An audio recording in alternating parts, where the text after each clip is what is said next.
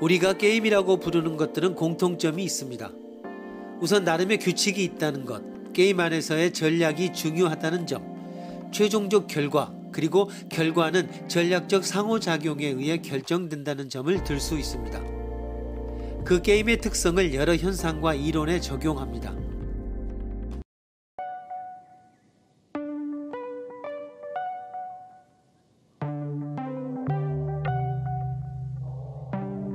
제가 독자 한 분에게 10만 원을 드립니다.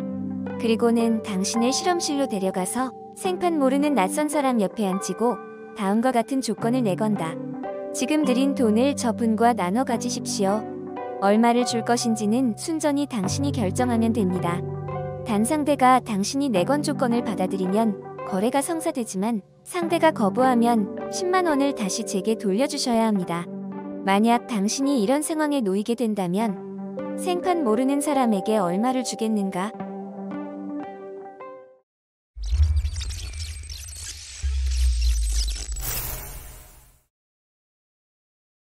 결과를 말하면 사람들은 평균 4만 원을 옆에 사람에게 주었습니다. 어느 정도 수긍이 갑니다. 너무 적은 돈을 주어서 상대방을 기분 나쁘게 하면 나도 돈을 못 받을 테니까. 그러나 잘 따져보면 돈을 나눠줘야 하는 나나 받아들이는 상대방이나 별로 이성적인 사람은 못 됩니다.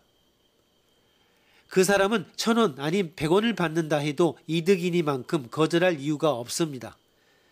따라서 그에게는 최소한의 액수만 주고 나머지는 내가 다 갖는 게 가장 합리적인 행동입니다. 그런데 실제 사람들은 그렇게 하지 않았습니다. 돈을 줘야 하는 사람은 평균 4만 원을 나눠준 반면 돈을 받는 사람은 평균 2만 5천 원 미만이 되면 받기를 거절했습니다. 이 게임은 1982년 이스라엘 출신의 심리학자로 노벨상까지 수상한 데니엘 카너먼에 의해 제안되었습니다.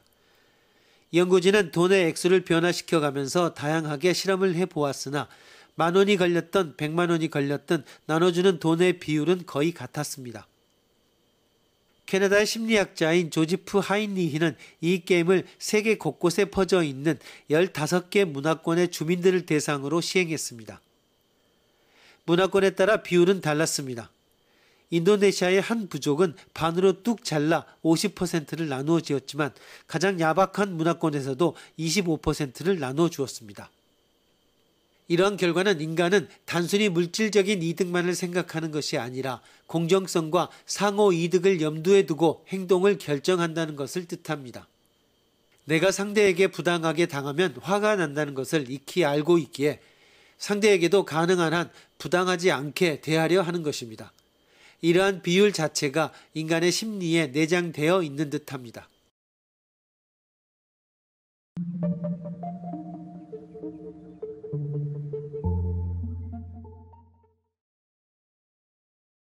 독재자 게임. 최후 통첩 게임은 상대방의 눈치를 보아야 한다는 제약이 있습니다. 상대의 기분을 상하게 하면 나 역시 한 푼도 못 받게 됩니다. 만약 이런 요소를 제거하면 어떻게 될까? 이어 만들어진 독재자 게임에서는 피험자가 상대에게 얼마를 주든 간에 돈을 받는 사람은 거절할 수 없습니다.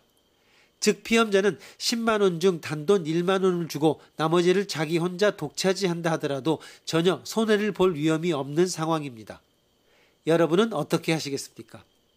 지금까지 적지 않은 수의 연구가 진행되었는데 그 결과를 모두 모아보면 총 액수의 28.3% 정도를 상대에게 나눠 주었다고 합니다. 다시 말하여 상대의 기분을 전혀 고려하지 않아도 되는 상황에서조차 인간은 최대한 공정해지려고 그리고 함께 이득을 나누려고 애를 쓴다는 것입니다.